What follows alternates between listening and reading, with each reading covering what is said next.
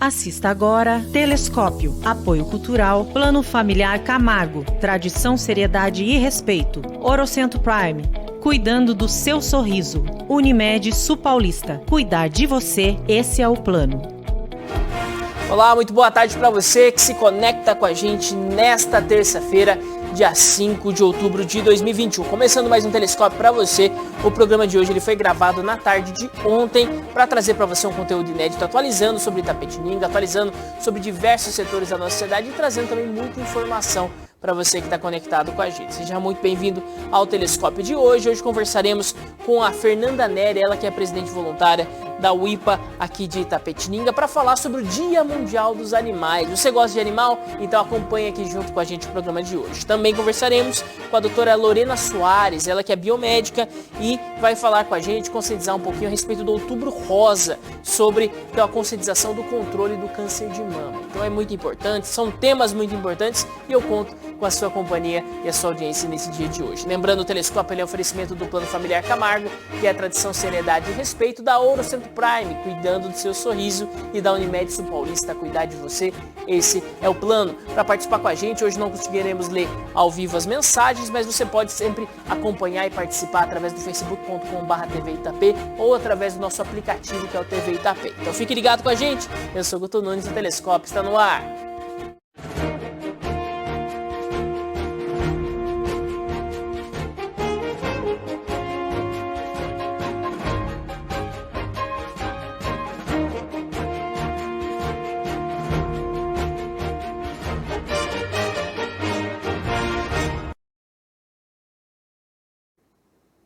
Telescópio no ar, Telescópio começando, seja muito bem-vindo, você conectado com a gente através do canal 8 da NET, 8 na Vivo Fibra e 37 na Fly Connect. Nós estamos juntos com você, levando as informações aqui da nossa cidade e da nossa região. Também junto com a gente está o pessoal das redes sociais, né? Facebook, Instagram, YouTube. Você que está acompanhando com a gente aqui, que está vendo as nossas lives, aí não esqueça de curtir, de compartilhar e de participar junto com a gente do programa de hoje. Como eu disse aqui no começo, o programa de hoje ele foi gravado na tarde de ontem para trazer para você sempre um conteúdo novo, um conteúdo atualizado aqui durante o Telescópio. Daqui a pouquinho, às 2 da tarde, tem a sessão da Câmara Municipal de Itapetininga, onde os vereadores decidem tudo e você acompanha ao vivo aqui na TV Itapê. Então fique ligado com a gente, não muda de canal e junto com a gente começa então a conversar sobre o programa de hoje. Hoje trazendo então, nós já recebemos aqui no nosso estúdio a Fernanda Neri, ela que é a presidente voluntária da UIPA aqui de Itapetininga, para falar um pouquinho sobre o Dia Mundial dos Animais. Fernanda, boa tarde, bem-vinda ao Telescópio, tudo bem? Boa tarde, Guto, tudo bem? Boa tarde a todos os telespectadores. Um prazer estar aqui mais uma vez. Maravilha. Primeiro, Fernanda, conta um pouquinho dessa história pessoal, né? Em que momento a defesa dos animais, o cuidado com os animais e o amor pelos animais entrou na sua vida? Na verdade, em 2009, né? Para ser bem preciso, em 2009. Na verdade, a minha vida toda, desde muito criança. Sempre teve contato? Sempre tive contato, cresci com os meus pais, né? Com meu pai em sítio. Então, o primeiro contato foi muito pequena, mas que eu entrei mesmo na causa animal foi em 2009, quando eu resgatei uma cachorra na frente do banco, Nossa Caixa, Nosso Banco, né, que era antigamente. E ali eu vi que eu... de Itapetininga. Isso, ali eu pude sentir que eu podia ser útil na causa animal. Eu mesmo fui, eu resgatei, eu e mais uma pessoa. Nós fizemos uma vaquinha, mobilizamos o Orkut que tinha no tempo, né, na época. E aí eu senti que eu já fazia parte no trabalho social, né, que mexia aí com os moradores em situação de rua, e acabei vendo que eu seria muito útil na causa animal. E aí foi que eu conheci. Na época, era a época do rodeio, que eu entrei na UIPA, em 2013, quando o rodeio foi proibido, né, na primeira vez. A UIPA já existia nessa época? Sim, a UIPA há 37 anos, né? Vai fazer 38. Então Itapetininga já tinha um trabalho de proteção animal, já tinha, tudo? Isso, já tinha. Eu faz desde 2013 que eu tô na UIPA. Você ficou de 2009 a 2013 trabalhando como independente? Isso, exatamente. Um assunto ou outro, você se engajava? Isso, tal. eu salvei uma cachorrinha, daí depois eu salvei outra que eu tive que levar para Botucatu, que ela foi atropelada. Aí mobilizei também as redes sociais, né, que na época era o Orkut. E aí eu vi que eu conseguia ser útil aí na causa animal.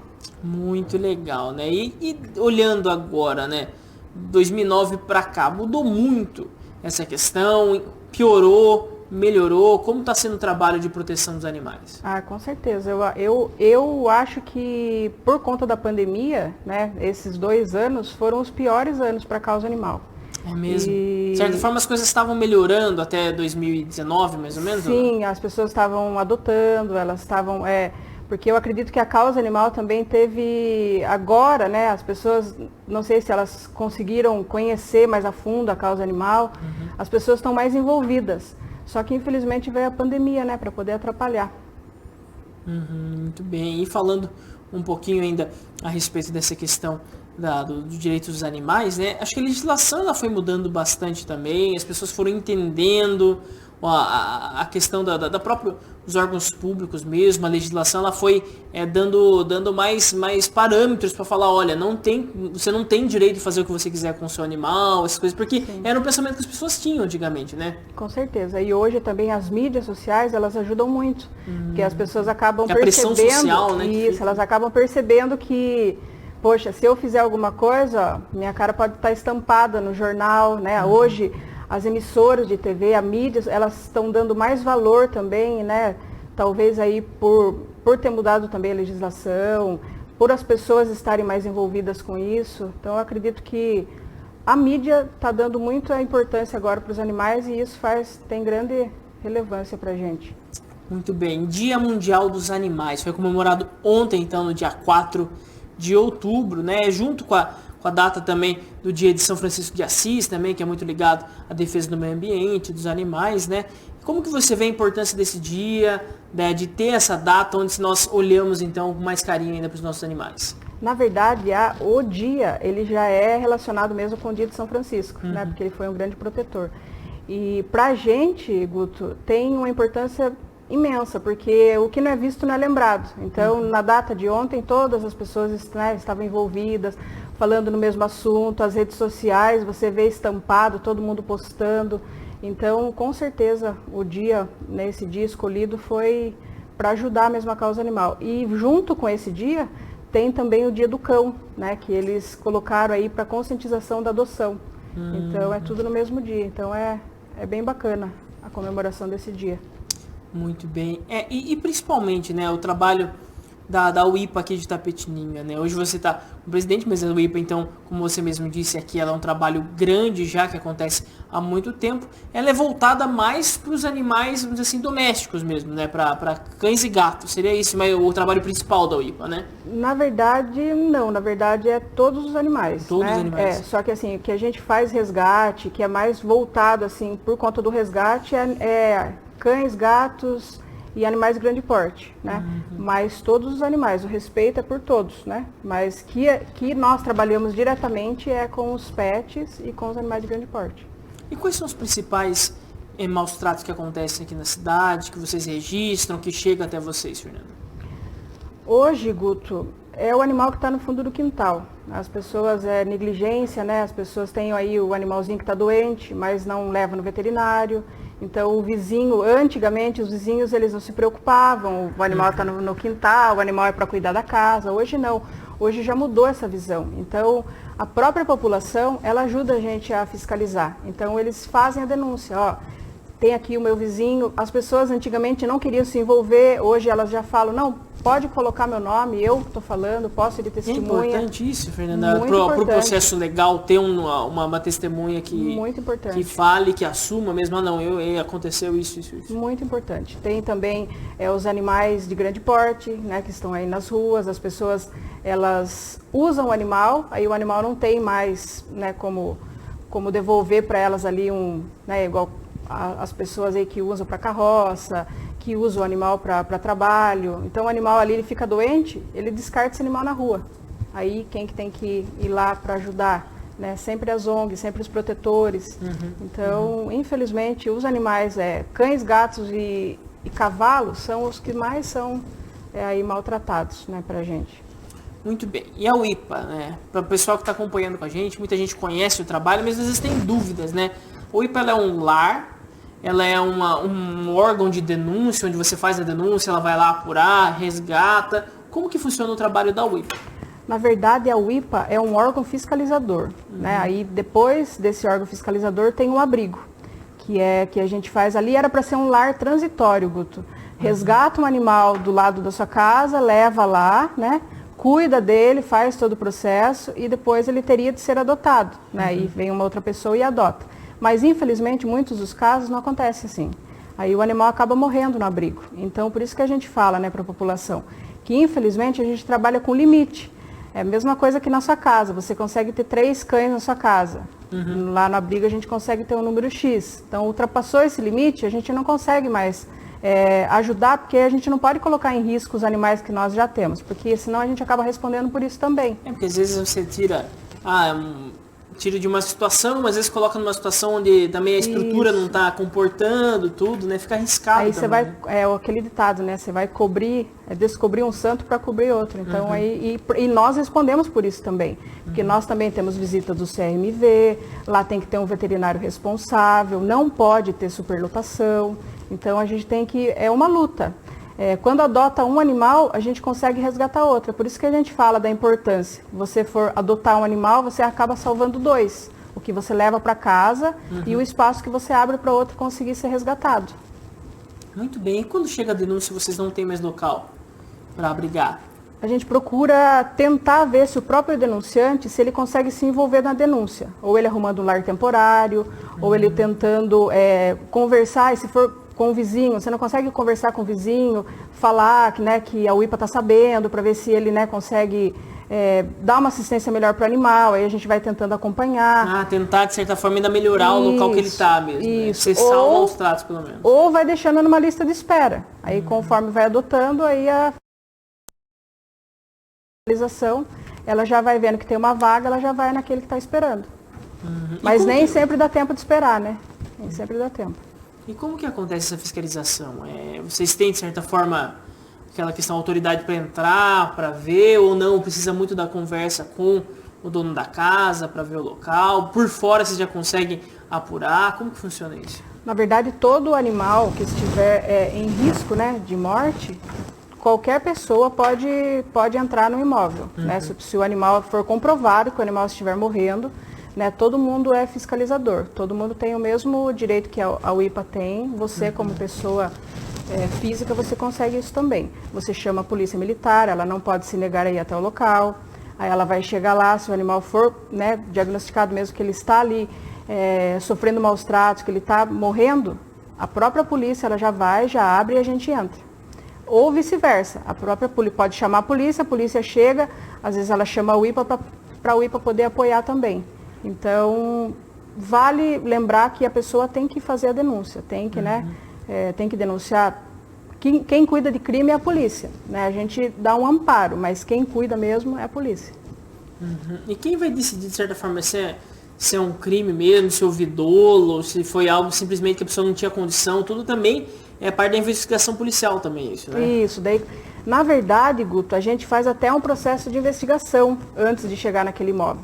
Porque muitas das vezes tem o seu vizinho que está fazendo a denúncia, mas não procede a denúncia, porque o cachorro ele late, ou é porque tem ali um problema de vizinho mesmo. Então a gente vai investigando. Aí tem casos, para você entender, o caso de uma cachorra que a gente resgatou, que estava num local totalmente insalubre, que a prefeitura tirou 10 caminhões, não sei se você vai se recordar dessa residência.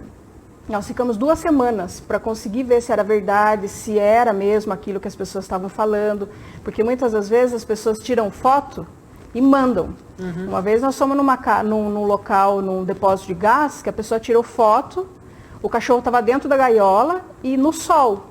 Aí nós chegamos lá e aí nós fomos conversando, claro que fomos explicando para o dono e tal. Ele falou assim, não, ele chamou o cachorro saiu.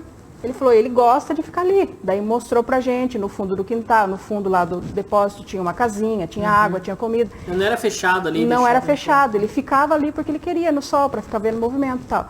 Então, a gente tem que fazer um processo de investigação, pra gente não poder cometer também, né, porque aí pode virar contra a UIPA. Isso. Então, a gente tem que fazer, é trabalhoso.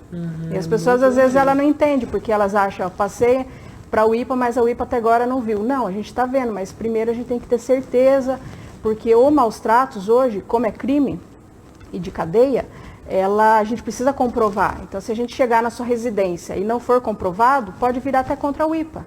Então, a gente tem que comprovar. Infelizmente, a gente fala para a pessoa, a gente chega lá, o animal às vezes está gordo, está com o pelo bonito, porque o vizinho está alimentando. Então até a gente fala, não dê comida, infelizmente ele vai sofrer um pouquinho, mas para que possa ser configurado os maus tratos, senão a gente não consegue fazer. Se não tem provas, não né? Tem depois. provas, exatamente. Muito bem. E daí falando um pouquinho também a respeito da questão das pessoas que às vezes encontram animais na rua, né? Ela encontra um animal numa situação ruim, doente, ou sei lá, sofreu algum acidente e tudo. Tem muita gente que bota no carro e leva lá na UIPA, fala, cuidem aí e tudo. A pessoa às vezes acha de certa forma que a responsabilidade de cuidar de qualquer animal da rua é de vocês também? Tem bastante gente que faz isso, confunde também a UIPA sendo da prefeitura, né, tendo, né, por conta de ter o vínculo com a prefeitura. Acho que tem a parceria com a prefeitura, mas não é um órgão da prefeitura. Não, né? Não é da prefeitura. E as pessoas acabam entendendo que ela vai levar até o portão, que nós temos a obrigação de pegar. E, infelizmente, Guto, se nós pudéssemos fazer isso, a gente fazia com o maior bom grado, porque dói o coração a gente ver que o animal chega lá com a pessoa, e aí a gente tem que falar que, infelizmente, na UIPA nós não temos estrutura para receber um animal atropelado, então a gente vai orientando. Aí, às vezes, a gente tenta levar para uma clínica que seja parceira da UIPA, que a pessoa pague mais barato, a gente tenta fazer uma campanha para ajudar essa pessoa que está levando. Aí vale do bom da pessoa ter compaixão, né, do animal que está vendo ali naquele momento. E como que você vê a questão da castração, né? Justamente para a qualidade de vida desses animais, principalmente os animais de rua, para tentar... É o único caminho, de certa forma, para conseguir segurar e manter, principalmente a população, né, deles nas ruas? Até a gente comenta que a principal solução é a castração. Até combina, solução, castração. Porque a gente precisa parar, né, a procriação desses animais nas ruas. E, infelizmente, esses animais que estão nas ruas, eles não brotaram, né? Alguém que abandonou. Abandonou para ele estar cruzando com outro animal e dali está, né, nascendo aí outros animais. Então, a gente acredita que a castração seria a principal, né? A primeira coisa que ser feito, alguma coisa rotativo, né? Igual a gente tem aí a castração baixo custo, que é feito por um grupo de voluntários. Tem agora a prefeitura que está fazendo as castrações para os acumuladores. Então, a gente acredita que está melhorando em relação às castrações. Mas ainda dá para fazer mais. A gente acredita que tem que ter uma coisa rotativa. Tipo, todo mês castrar um número X, dos animais de rua mesmo, não animal que tem dono, né? Porque os animais que têm dono ainda estão tendo essas castrações, mas os animais de rua que é o que mais sofre, né, na verdade. Muito bem. E o abandono do animal, né? Normalmente, vamos dizer assim, antigamente a gente via muito acontecer, falavam que, não, botava no carro, aí no meio de um lugar, numa estrada, largava o animal. Isso ainda acontece, Fernanda? Acontece, mas acontece menos, mas acontece.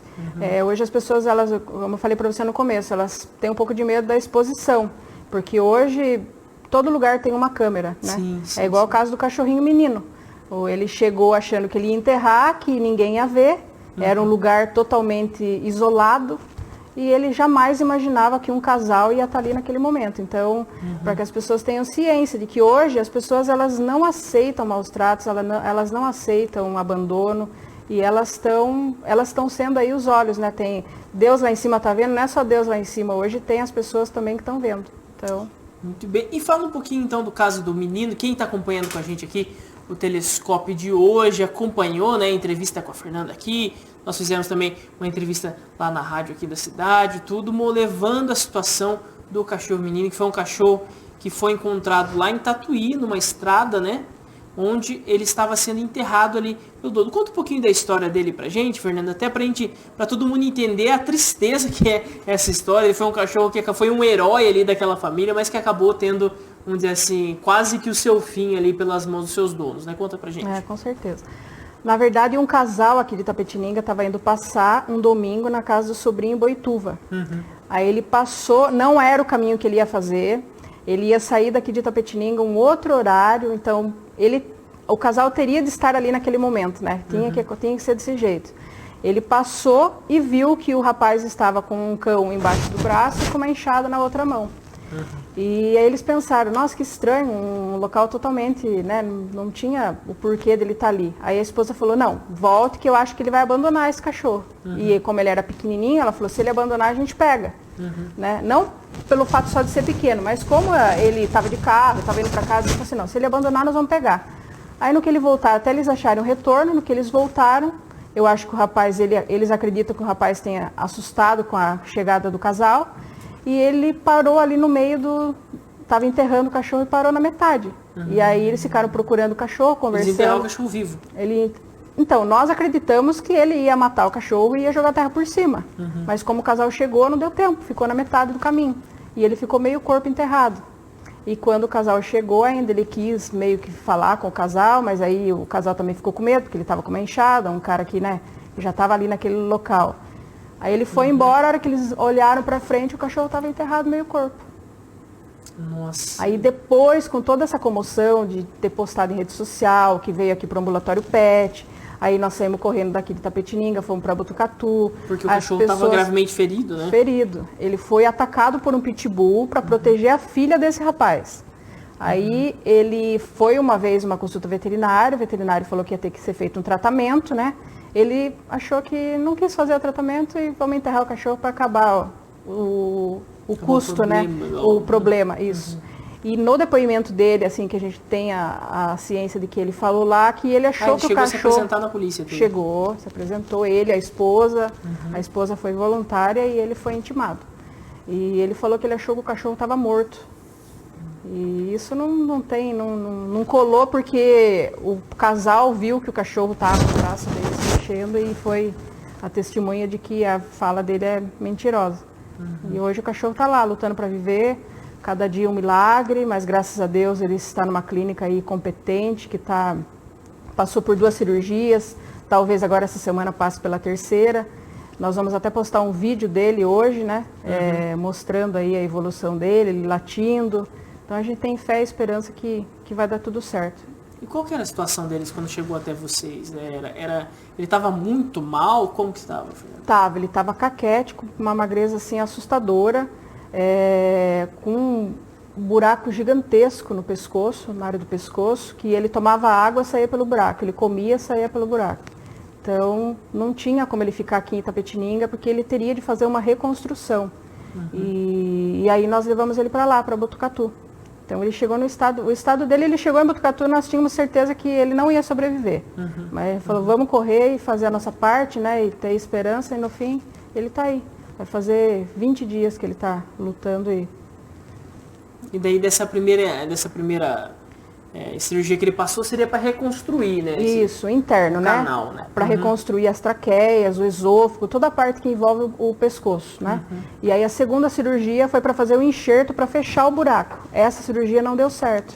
E nesse tempo ele pegou uma bactéria, e a bactéria é resistente, então não estava deixando colar a pele dele nesse local. Agora ele está fazendo tratamento para cuidar dessa bactéria, né? E aí depois disso ele vai fazer um novo enxerto, para ver se vai dar certo.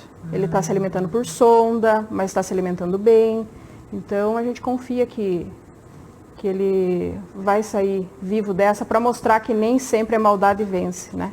Muito importante, mas de qualquer forma, né, já é um cachorro que comoveu o pessoal, mostrou muito do trabalho sério que vocês fazem e também alertou as pessoas, né, o quanto é necessário ficar alerta, ficar, vamos dizer assim, atento e fazer o bem para esses animais, o que é muito importante, né? E Fernanda, falando um pouquinho também do trabalho da UIPA, eu sei que vocês fazem diversas ações, né? Eventos e tudo, para tentar conscientizar as pessoas, para despertar, porque quem tem contato com o cachorro quer levar um para casa, né? Que muitas vezes as pessoas não conseguem sair da sua casa e ir até a UIPA para olhar, para conviver com os animais, e daí vocês pensam às vezes em fazer alguns eventos para ficar um pouco mais próximo da população, né? Conta um pouquinho pra gente disso e até do evento que vai ter no dia 17.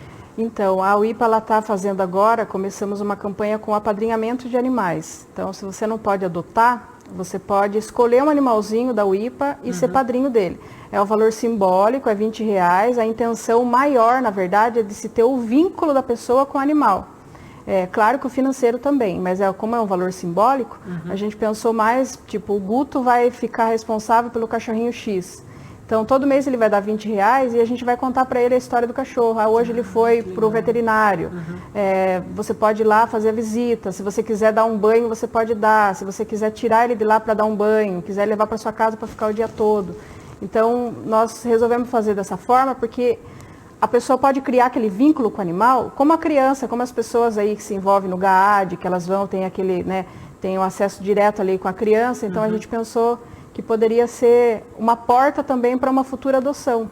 Porque às vezes pegar o cachorro e levar para casa, as pessoas às vezes têm receio, né? Isso. É algo novo, eu não sei como que vai interagir ali, mas às vezes indo aos poucos, assim, fica um pouco mais fácil. Isso, exatamente. Então nós pensamos mais nessa ideia de que a pessoa poderia ter um vínculo maior com o animal. E também tem a nossa adoção, ela é totalmente online. Hoje, por conta da pandemia, nós conseguimos fazer, tem a triagem que é feita com a tia Gi, né? Ela liga para a pessoa, faz todo o processo de adoção, aí deixa a ficha já autorizada, né, liberada, e a pessoa só vai na UIPA e escolhe o animalzinho que ela quer. Então hoje ficou mais fácil. Hoje assim uma ficha, um cadastro, uma conversa ali para ver também se a pessoa ela vai conseguir dar um lar. Isso, exatamente. Legal para esse animal. Tem uma entrevista que antecede a adoção. Aí a Gisele vai ver se aquela pessoa tem as condições. As condições que eu digo, se a casa comporta, tem local para abrigo de chuva, de sol, se não tem perigo de fuga, porque a gente já resgata o animal muitas das vezes das ruas. E o animal, se tiver oportunidade, ele vai querer fugir. Então, basicamente isso. Se a renda comporta para um futuro atendimento veterinário que vai precisar, é mais ou menos isso, né? Muito legal. E Fernanda, falando um pouquinho agora também, você citou para mim aqui que dia 17 de outubro agora tem um evento, né? O Pet na Lagoa, que é uma união aí de alguns abrigos da cidade, né? Conta pra gente como que vai ser. Foi iniciativa da Prefeitura Municipal, né? Que vai ser um evento voltado mesmo por conta do Dia Mundial dos Animais, mas como é um dia, né? Segunda-feira não tem como. Escolheu essa data do dia 17. Aí lá vão estar todas as ONGs reunidas, vai ter feirinha de adoção, vai ter venda dos produtos de cada ONG, vai ter protetores também. Então vai ser um evento bem bacana. E voltado, único e exclusivo para os animais. Que legal, né? Então, o pessoal que está acompanhando com a gente aqui, quer conhecer um pouquinho dos animais aqui das ONGs de Itapetininga, quem sabe levar um para sua casa aí, ter ele junto com a sua família. Dia 17 de outubro, evento Pet na Lagoa, que é uma organização, né? É um evento da Prefeitura de Itapetininga junto com as ONGs, com os abrigos aqui da nossa cidade. E vai ser bacana, Guto, porque vai ter venda de produtos, vai ter comes e bebes, vai ter também, eu acho que a Cris e o Beto, que também vão estar animando lá o evento, então vai ser bem bacana. Dá para a família comparecer, vai ser legal. Muito bem. E Fernanda, quem quiser conhecer um pouco mais do trabalho e ajudar também a UIPA aqui de Itapetininga, né? Eu sei que vocês recebem ajuda de pessoas físicas, mas também de empresas, muitas vezes elas podem fazer essa parceria, né? Como que funciona isso? A gente pede para que a pessoa que tiver interesse em ajudar, Guto, que ela entre nas mídias sociais da UIPA para ela conhecer primeiro o trabalho, para ela ver o que ela está ajudando, né? Então, no Facebook, hoje, tudo é postado no Facebook, no Instagram. A gente procura ao máximo ser muito transparente, os problemas a gente coloca lá, as conquistas a gente também coloca. Então, por exemplo, se o Guto quer ajudar, ele entra lá e ele já vai ver o que ele vai, para onde vai o dinheiro, como que vai ser investido. Não precisa somente ser financeiro, pode ser com ajuda de ração, de medicamento, de produto de limpeza, o que a pessoa quiser doar. Tudo é muito bem-vindo. E tudo a gente consegue reverter também. Eu quero doar alguma coisa para que seja rifado, também pode doar. Quero doar roupa para bazar, também pode. Então, tudo.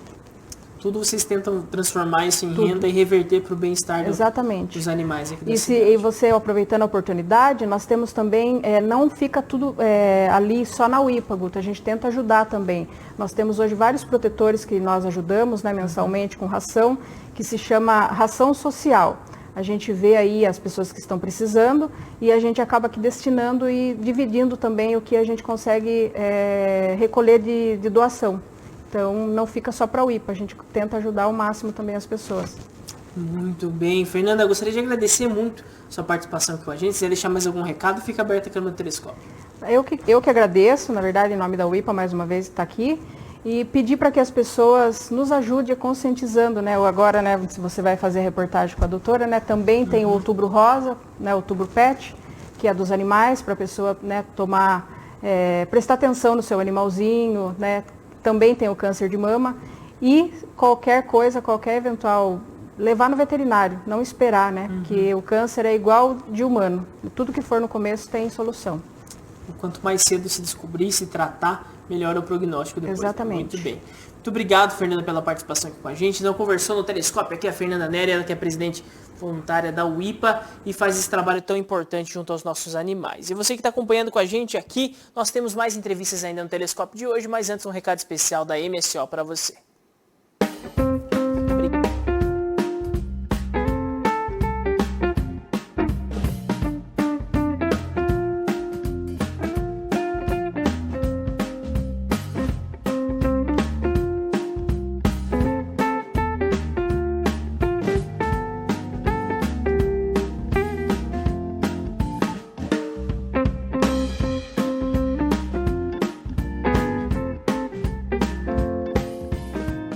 A WFNet tem a melhor cobertura de internet fibra ótica para Itapetininga, com vantagens imperdíveis e o plano ideal para você ficar conectado. Acesse agora nossas redes sociais. Internet fibra ótica é com a WFNet.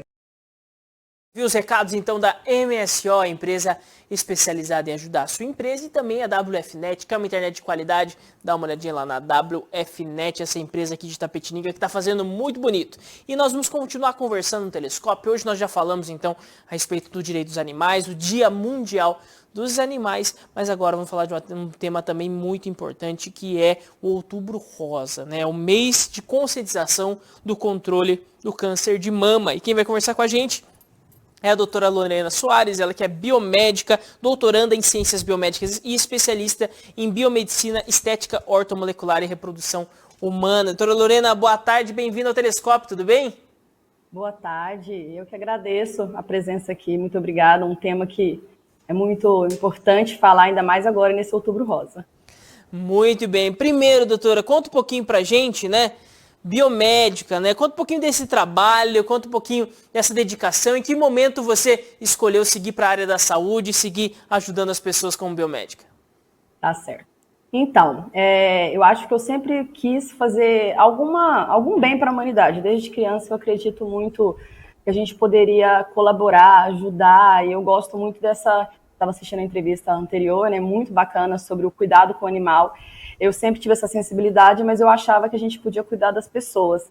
E eu sempre acreditei que a pessoa já estar doente é mais complicado. Se tivesse oportunidade, formas da gente pesquisar produtos, alimentos, suplementos, que não deixasse doente. Então, desde criança, eu tinha essa veia de investigação, de cientista.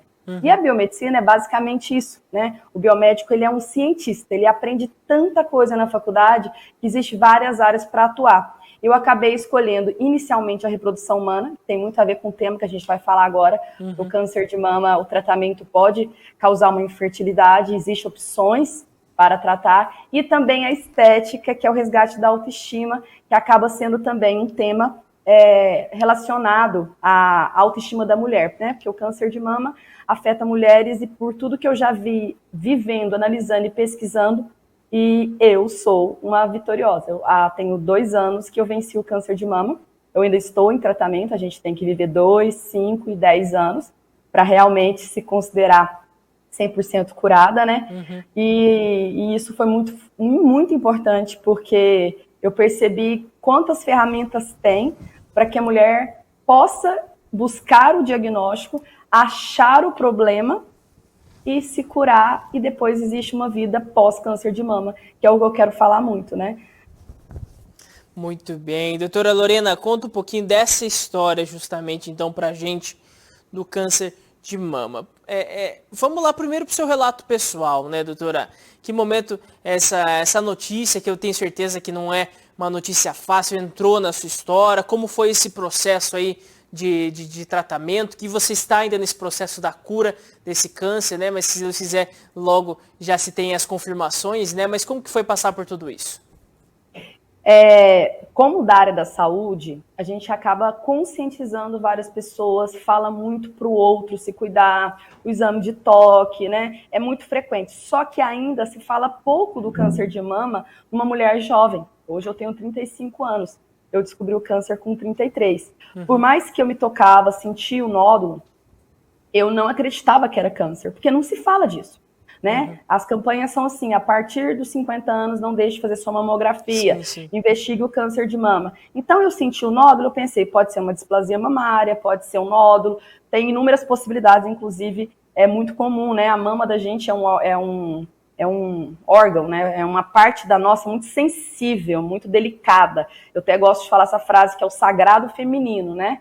É o que separa homens de mulheres. Então a mama fica dolorida, a mama às vezes tem alguns nódulos e eu, por não ter essa consciência de que poderia ser jovem e ter esse câncer, que não é um câncer comum na minha idade, eu meio que negligenciei. Então isso me fez pensar em conscientizar outras mulheres a partir do momento que eu decidi olhar o que era o nódulo, porque uma amiga de infância, da mesma idade que eu, descobriu um câncer de mama após uma cirurgia plástica de prótese de silicone. Nossa. Ela fez a cirurgia de silicone e ela começou a sentir um nódulo e ela foi lá ver achando que era uma rejeição da prótese e tinha um nódulo. Então ela até alega, ela fala que graças a essa cirurgia plástica, ela detectou um nódulo antes. Não foi a cirurgia que gerou, não foi a prótese, gente. Ela já teria esse nódulo. Talvez ela ter feito essa cirurgia, essa intervenção cirúrgica, fez com que ela olhasse com antecedência. E aí ela postou que estava com câncer de mama. E eu tinha um nódulo no meu peito. Eu falei, gente, mas se a Mariana, que é uma grande amiga, né, que a gente também está nessa luta juntas de conscientização das mulheres, tem câncer de mama, esse nódulo pode ser. Aí eu comecei a investigar.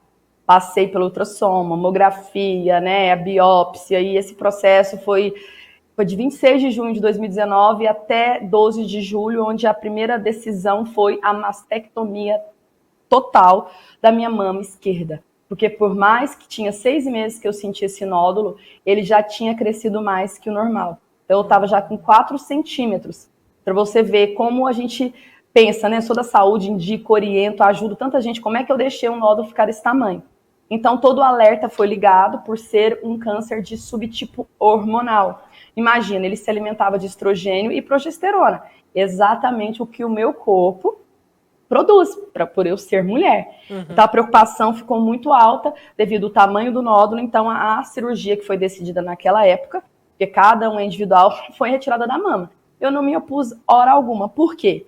Eu já trabalhava com estética e eu sabia que existe reconstrução mamária, existe micropigmentação se perdesse o mamilo, eu já trabalhava em conscientização de Outubro Rosa, então na hora não me doeu tanto, eu falei, não, vamos tirar, porque eu quero é ficar curada. E aí veio os outros exames, desses exames foi orientado que eu teria que fazer uma quimioterapia, depois uma radioterapia, só que na quimioterapia eu tive uma opção de fazer um exame genético, e nesse exame genético me tirou da quimio, mas me deixou na rádio. Tive que fazer 28 sessões de radioterapia.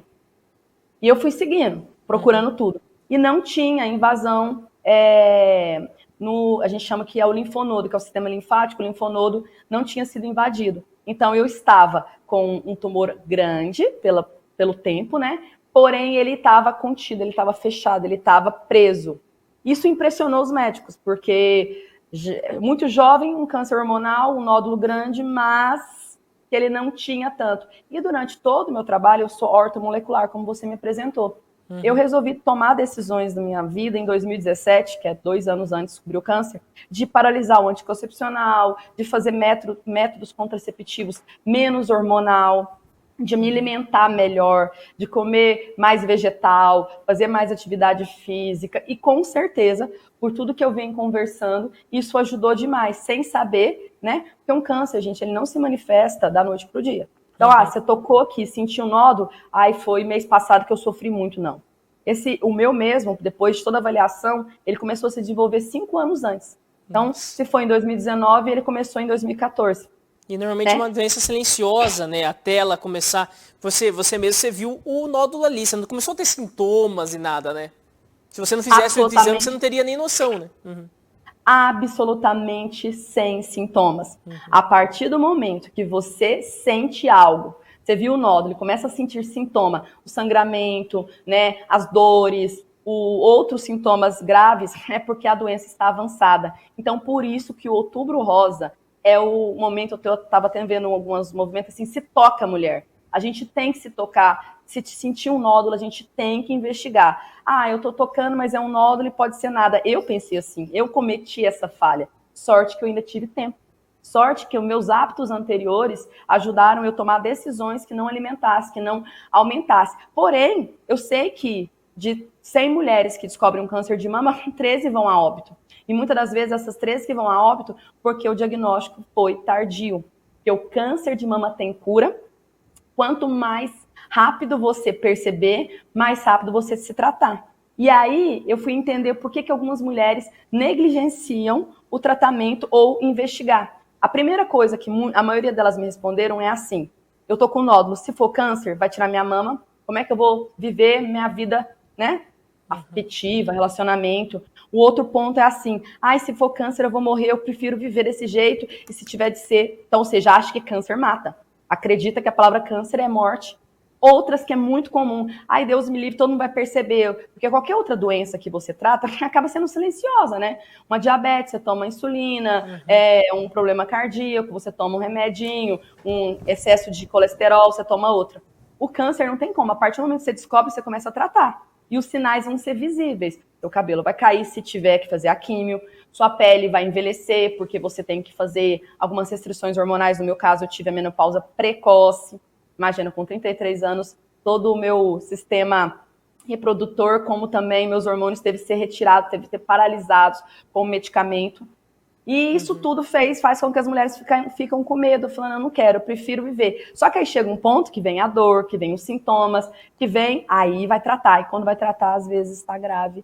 E aí a gente sabe que ainda é uma porcentagem muito alta pelo tanto de tratamento existente para tratar e se curar. Então, sim, gente, hoje, câncer de mama tem cura, tem tratamento, tem milhares de mulheres acima que passou da faixa dos 10 anos, né? Porque eu estou curada, eu não tenho tumor nenhum. Mas aí a gente trabalha esses 2, 5 e 10 anos para evitar a recidiva, né? Um novo tumor aparecer. E aí a gente tem que ficar acompanhando.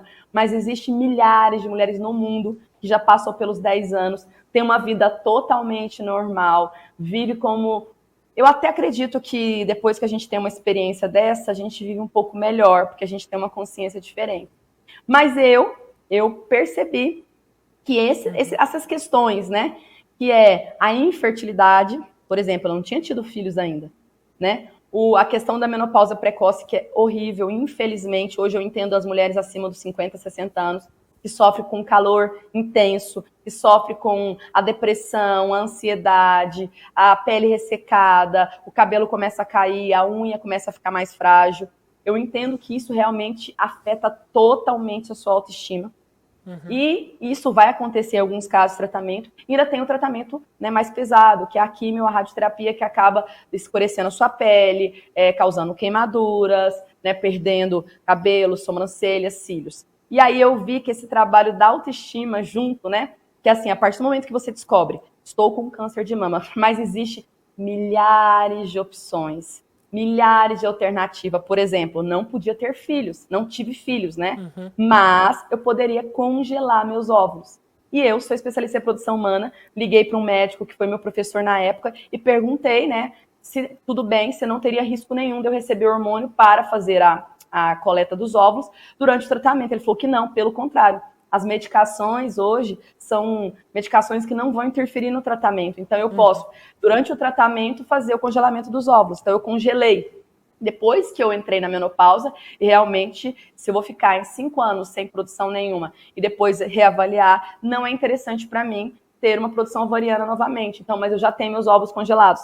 Pronto, isso aí resolveu um problema. Que é o meu relógio biológico e o tempo, né? Porque se 33 anos aos 43 era um tempo muito alto. Depois eu descobri inúmeras possibilidades. Por exemplo, se realmente eu tivesse que passar pela químio, como a minha amiga de infância passou, pós o tratamento, o cabelo vai voltar a nascer e você tem como utilizar de shampoo, de tônico, de aplicação capilar, de várias outras coisas incríveis. E ela também, na época, ela fez a micropigmentação na sobrancelha e o alongamento de cílios, porque ia cair o dela natural, mas ela fez essas micropigmentações, então, mesmo, e tinha também a gente fala que a prótese capilar, né, perfeita, igualzinho cabelo, ela colocava e parecia que não estava em tratamento, como eu também. Todo momento eu comecei a me cuidar, comecei a fazer tudo, e as pessoas, elas até falavam, caramba, é sério que você está em tratamento? falou, estou em tratamento. Então, isso ainda é assustador. As pessoas esperam falar, não, ela descobriu um câncer, não, agora ela vai ficar acabada, agora ela vai ficar... Não é isso, gente, que eu falei. Existe como associar. E os médicos mastologistas, como também oncologistas, já têm essa consciência. Então, por exemplo, atividade física durante todo o tratamento. Sim, tem que ser feito. O corpo precisa de atividade física. Lógico que em dias piores você não vai conseguir ir para a academia e arrastar ferro, mas você pode fazer sua caminhada diária.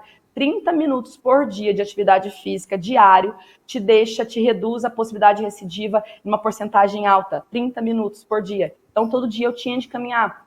Alimentação. Por que eu vou comer alimentos industrializados? É mais fruta, é mais verdura, é mais legume. Redução de carne gordurosa, redução de carne de frigorífico, que é cheia de hormônio. Imagina, se eu tive um câncer hormonal, tudo que era hormônio eu tinha de tirar. E também meditação, um cuidado maior comigo, uma busca espiritual. Acredito que tem que ter muito, você tem que ir atrás do que você acredita e se fortalecer na fé, porque para Deus nada é impossível. Então, a família, apoio familiar, me falaram muito sobre a rede de apoio, né, que a gente tem que ter. Então, as pessoas têm que nos apoiar, a gente tem que buscar quem realmente colabora. Eu falo que também houve um filtro natural na minha vida. Chega um momento que antes de descobrir um câncer ou qualquer outro tipo de doença, isso não vale só para o câncer, gente, isso vale para várias coisas. A gente vive essa pandemia, a gente descobriu o quanto a gente não tem necessidade em ficar em ambientes tóxicos, né? Então, quando você tem essa vivência, você passa a falar assim, gente, para que eu tenho que conviver com esse ciclo, com essas pessoas? Sendo que existe, sim, muitas pessoas bacanas ao meu lado, muitas pessoas boas. Então, você passa a valorizar mais esse momento. Literatura, bons livros, bons programas, ter maiores informações, não ficar presa a uma informação, a vizinha teve câncer de mama e morreu, pronto. Não, gente, tá bom, teve várias pessoas que faleceram e eu, infelizmente, nesses 2 anos, tive contato com algumas colegas que estavam junto, que a gente se torna colega. Existe uma rede que a gente chama de Onco-Friends, né? Amigas oncológicas. Teve algumas que, infelizmente, estavam com câncer mais avançado e veio a óbito. Mas eu não posso pegar esse exemplo para mim. Eu posso pegar que, talvez, o tratamento foi antecipado, foi demorado. Pode ser por causa da pessoa mesmo, é o momento, é a hora. Pode ser muitas hipóteses. Eu não posso pegar esse exemplo e colocar para mim, ainda mais eu que recebi um diagnóstico como esse. Então, sempre você tem que ficar próximo de pessoas que têm um bom exemplo. Então, eu mesmo, podem contar a minha história. Assistiam a doutora Lorena, ela é biomédica, ela teve um câncer de mama aos 33 anos, hormonal. Ela entrou na menopausa de forma precoce. Ela teve que congelar seus óvulos, ela teve que adiar o sonho da maternidade, ela teve que se cuidar e ela está muito melhor do que antes. Isso eu posso afirmar com certeza para vocês. Hoje eu me considero uma mulher melhor, mais forte, mais madura, mais empática. Eu acho que eu possuo uma empatia maior à dor do outro. Então, a minha área da saúde, a minha profissão hoje, que hoje eu estou em consultório praticamente estético, né? Eu não estou na reprodução humana e estou vivendo mais a parte de resgate da autoestima das mulheres. Eu tenho a sensibilidade de entender que uma ruga pode parecer pouco para quem está olhando de fora, mas para aquela pessoa, ela está vendo um processo de envelhecimento. Ela está acreditando que o tempo dela de vida está reduzindo. Porque quando você olha seu rosto envelhecido, a sensação é essa, né? Nós temos 3 medos. O medo da morte, o medo de ficar sozinho e o medo de ficar pobre. São esses 3 medos que nos dão crise de ansiedade e fazem a gente, às vezes, atropelar alguns processos. Por quê? Medo de ficar pobre. Trabalhar de forma desgovernada, eu preciso pagar as contas, eu preciso ter dinheiro. Você tem medo de faltar. Então, é esse medo que faz você simplesmente não prestar atenção, não viver, não tirar o tempo para a família, o tempo para os amigos, o tempo para o lazer, o tempo para o descanso. Eu brinco muito que se até Deus descansou no 7º dia, por que você não pode descansar? O medo do relacionamento, de ficar sozinho. Quando a gente não se ama, quando a gente não tem essa autoestima, a gente fala assim, não, mas nem eu tô me achando bonita, nem eu tô me sentindo bem, nem eu tô... Como que alguém vai gostar de mim assim, né? Então, primeiro é o autocuidado, primeiro a gente tem que se amar, primeiro a gente tem que buscar sim, vai no salão de beleza, vai fazer a unha, vai comprar uma roupa legal. Hoje em dia a gente tem milhões de possibilidades, as coisas não são tão caras como antigamente, né? A gente consegue, vai sim fazer um procedimento estético, vai cuidar da sua estética. Os procedimentos são naturais, nenhum deles interfere. E isso que eu tô querendo falar muito para as pessoas, Porque quando eu descobri, eu perguntei aos meus médicos, haverá algum problema de eu associar os meus procedimentos com o tratamento? Eles me perguntavam porque desconheciam, as pessoas desconhecem, né? O que você vai fazer, doutora? Eu falei, olha, eu vou fazer um procedimento para não perder colágeno demais, eu vou usar algum clareador na minha pele caso eu escureça devido à rádio, eu vou estimular o folículo do meu cabelo, para o cabelo não cair tão fraco, para ele voltar, né, crescer forte, eu vou trabalhar suplementações para minha unha, para minha pele não ficar ressecada. E tudo que eu falava, eles avaliavam durante, falaram, não tem problema nenhum, pelo contrário. Quanto mais você se sentir cuidada, bonita, bem e com um monte de possibilidades, melhor vai ser o tratamento. Nada do que você está falando pra gente interfere no seu tratamento. Então é muito importante essa consciência também. É individual. Então, se durante uma parte do tratamento você precisar ficar só fazendo uma coisa, não significa que depois que você for liberada, você não pode fazer. Então, foi caminhos diferentes que eu e a Mariana seguimos, porque ela teve um tratamento quimio imediata, ficou careca, teve um problema no sistema imunológico dela, porque ela ficou mais sensível, mas foi 6 meses, ela estava liberada, ela inclusive fazia atividade física durante o tratamento inteiro, hoje ela nasceu, o cabelinho dela tá lindo, eu falo que o cabelo dela tá mais bonito do que era antes, e ela consegue se tratar, ela se cuida, ela faz uma campanha para atividade física, ela corre de madrugada, ela faz campanhas para estímulo do corpo, ela tá com um corpo lindo, incrível, maravilhoso.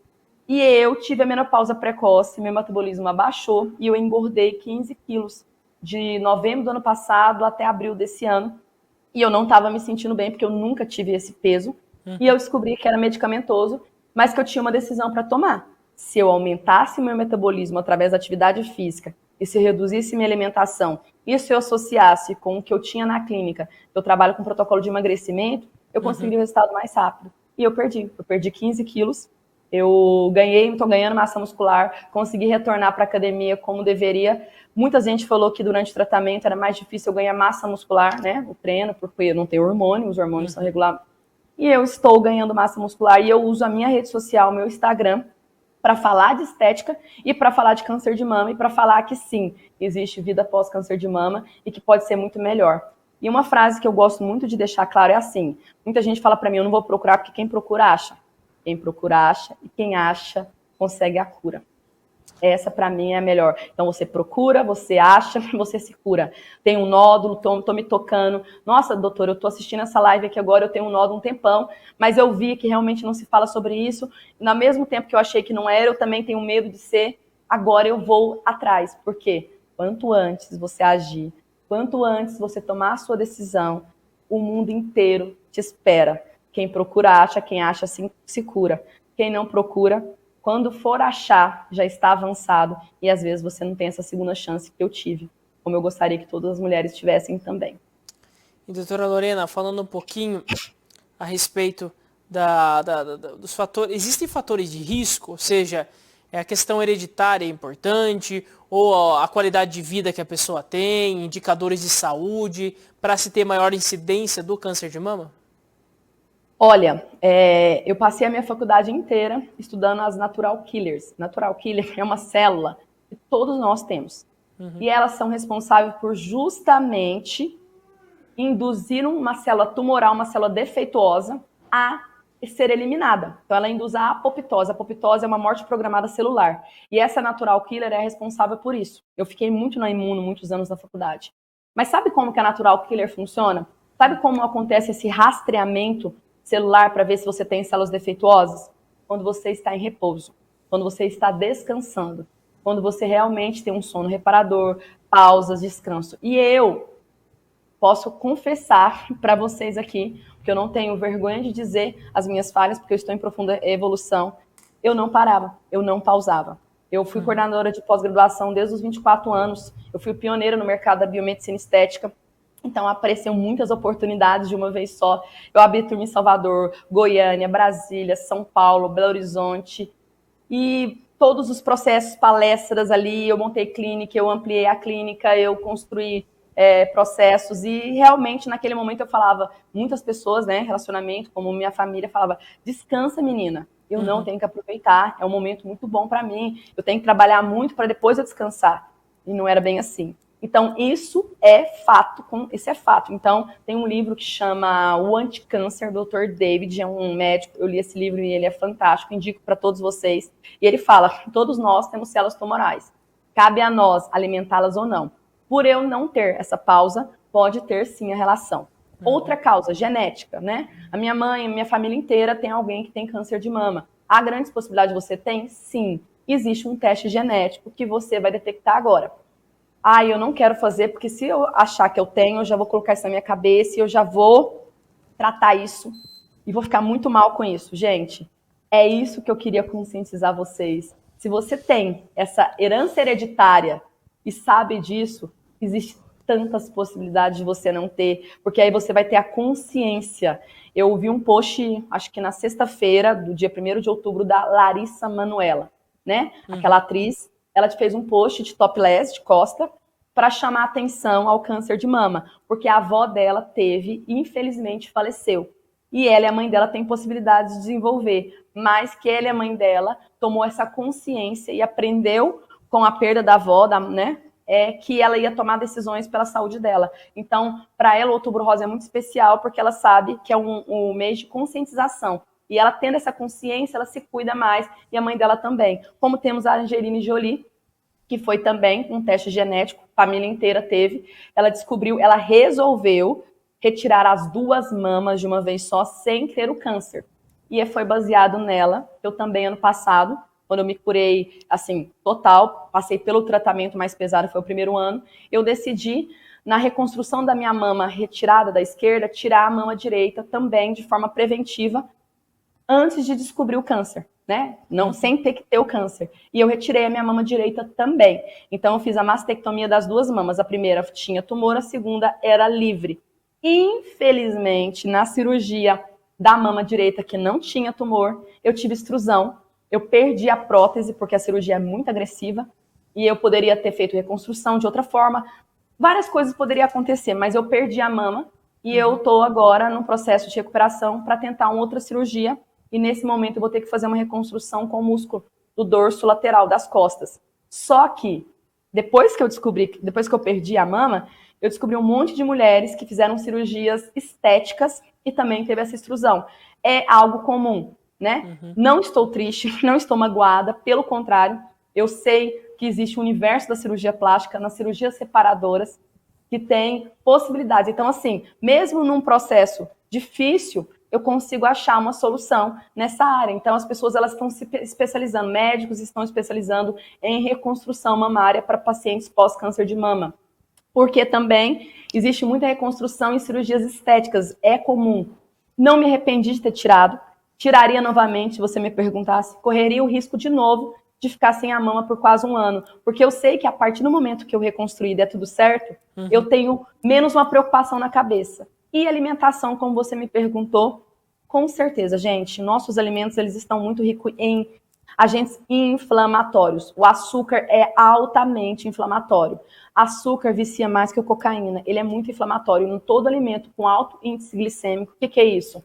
Muito açúcar tem tendência a inflamar teu corpo. Células tumorais se alimentam de inflamação. Então, a consciência de evitar alimentos inflamatórios tem que existir.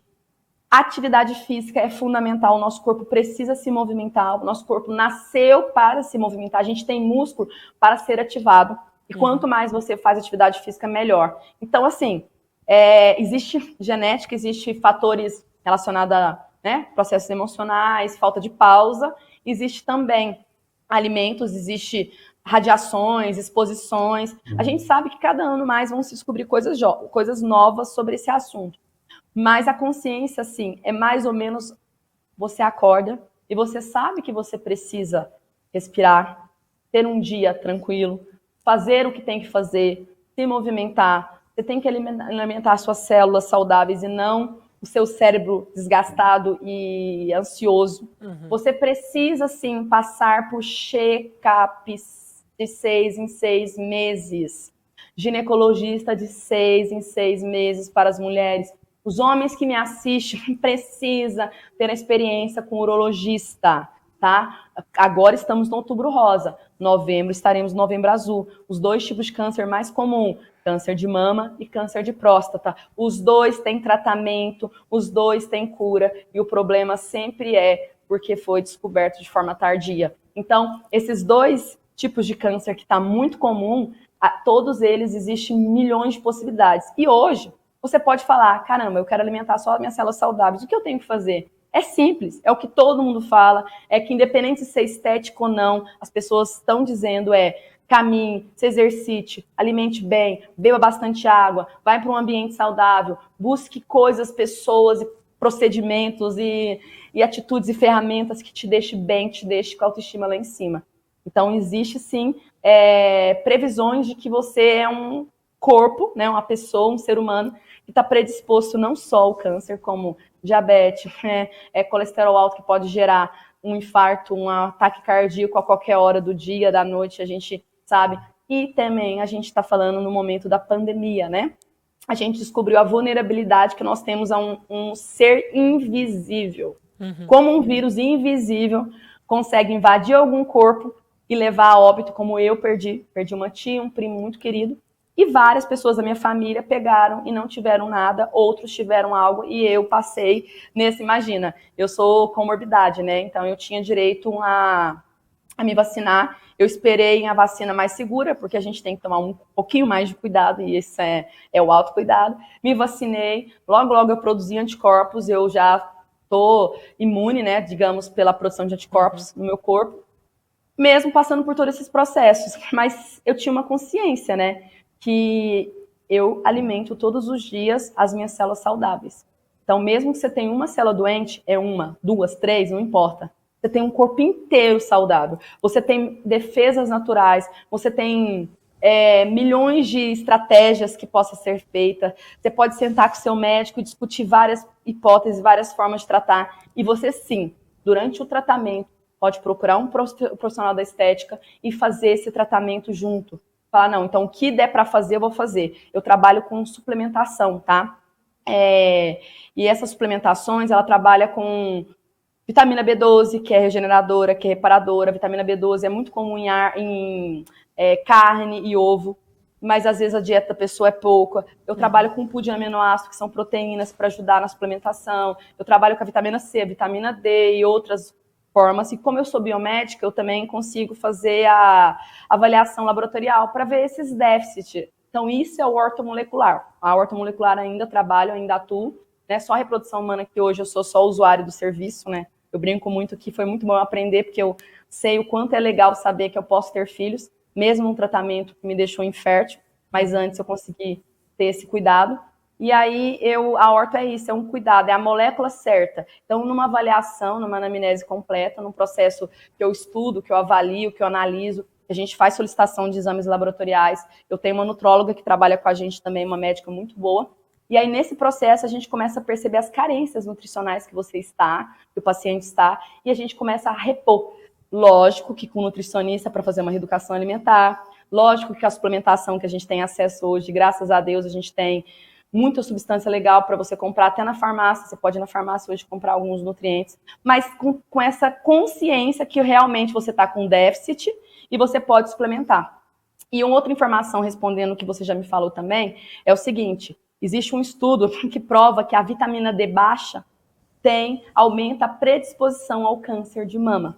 Tá? O meu mastologista até postou isso recentemente, e eu fiquei muito encantada com essa matéria, porque durante todos os meus exames nesse tempo que eu busquei por que eu tive câncer, porque a gente quer saber. Por que eu quero saber por que eu tive câncer? Para eu não ter novamente. Então, eu descobri o caminho que me levou a isso, então todos os meus hábitos, a partir de agora, que fizer ao contrário a isso, eu vou evitar recidiva. E aí eu descobri que todos os meus exames laboratoriais davam abaixo da vitamina D. Dava abaixo de 20. Então, eu realmente tenho uma carência, eu tenho uma dificuldade de absorção da vitamina. E a vitamina D, é bom saber também vocês, a gente adquire, sabe como? Através do sol. Só que aquele sol das 11 às 4 horas da tarde. É um sol que a gente aprendeu, principalmente a minha geração, né, que não pode ser tomado. Que a gente tem que usar protetor solar, que a gente tem que colocar insufilme no carro, né? Então, a gente não toma esse sol. Se a gente não toma esse sol, a gente não está absorvendo a vitamina D. E seria assim, entre 11 às 4 horas da tarde, 10, presta atenção, 10 minutos por dia, 70% do corpo descoberto. Não adianta eu ir com esse jaleco que eu tô agora ir para o sol, sendo que não vai resolver. Imagina regiões frias, imagina regiões que não tem, né, que está sempre chovendo, aí que a gente não consegue mesmo. Se eu tomar sol todos os dias, eu adquiro, né, eu absorvo de 10 a 20 mil I de vitamina D. De 10 a 20 mil eu absorvo. O que o meu corpo precisa, ele vai utilizar. O que ele não precisa, ele vai absorver. A vitamina D, ela é lipossolúvel. Ela acumula no seu tecido adiposo, ela acumula na gordura do abdômen. O corpo inteiro da gente tem gordura, tá, gente? É excesso dela que não é bom, mas nós temos gordura. E fica lá para caso você precise de uma dose extra, o corpo mesmo pega. Então não precisava tomar sol todos os dias. O fato de você tomar sol no final de semana, de 10 minutos por dia, já seria bacana. Mas nós não temos mais esse hábito. E o sol, sim, tem efeitos danosos sobre a pele. Então, nisso aí, a gente pode fazer o quê? Uso de suplementação. Então, por isso que você tem como comprar a vitamina D e tomar ela, você tem como injetar a vitamina D. Você só tem que descobrir esse déficit. Isso é a vitamina D, é uma das hipóteses, tá, gente? Existem vários outros déficits nutricional que nós deveríamos descobrir no nosso hábito alimentar. A gente sabe o que a gente come e a gente sabe que está faltando no nosso alimento. E aí um bom nutrólogo, uma boa nutricionista, um biomédico, assim como sim. Poderia ajudar nesse processo todo.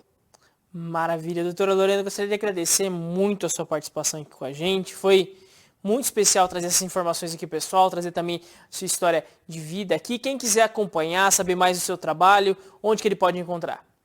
Ah, sim. Então, o meu Instagram pessoal, eu gosto de misturar coisas pessoais pelo câncer de mama, principalmente. Meu trabalho é o DRA Lorena Soares, né? DRA Lorena Soares.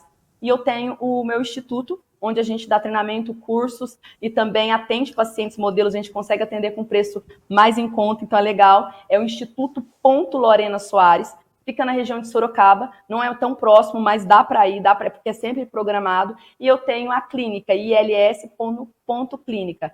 São a clínica onde eu atendo. Eu atendo tanto na região de São Paulo, quanto na região de Minas Gerais. Tá certo, muito obrigado pela participação. Conversamos então com a biomédica a doutora Lorena Soares. Também no primeiro bloco conversamos com a Fernanda Neri, presidente voluntária da UIPA de Itapetininga, trazendo também informações sobre o Dia Mundial dos Animais. Ou seja, dois temas muito importantes, Outubro Rosa, prevenção do câncer de mama e Dia Mundial dos Animais, o combate aos maus tratos. E você que acompanha aqui com a gente, que esteve ligado no programa de hoje, tenho certeza que você participou, mandou seu recado, mas nós não conseguimos ler ao vivo aqui, ter a participação ao vivo, porque o programa de hoje foi gravado na tarde de ontem, na tarde dessa segunda-feira. No entanto, daqui a pouquinho, às 2 da tarde, ao vivo, tem a sessão da Câmara Municipal de Itapetininga e amanhã, ao meio-dia, eu espero vocês, voltaremos ao vivo também com o telescópio para você. Então, um grande abraço para você, muito obrigado pela parceria no programa de hoje. Amanhã tem mais, até lá, tchau, tchau.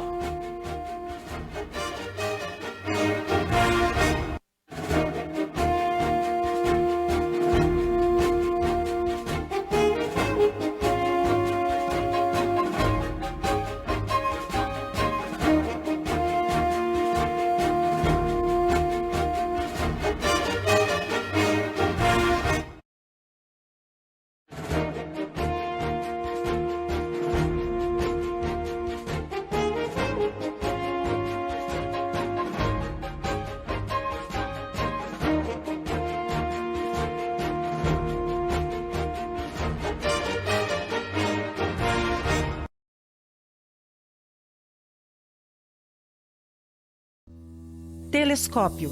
Apoio Cultural, Plano Familiar Camargo, Tradição, Seriedade e Respeito. Orocento Prime, cuidando do seu sorriso. Unimed Sul Paulista, cuidar de você, esse é o plano.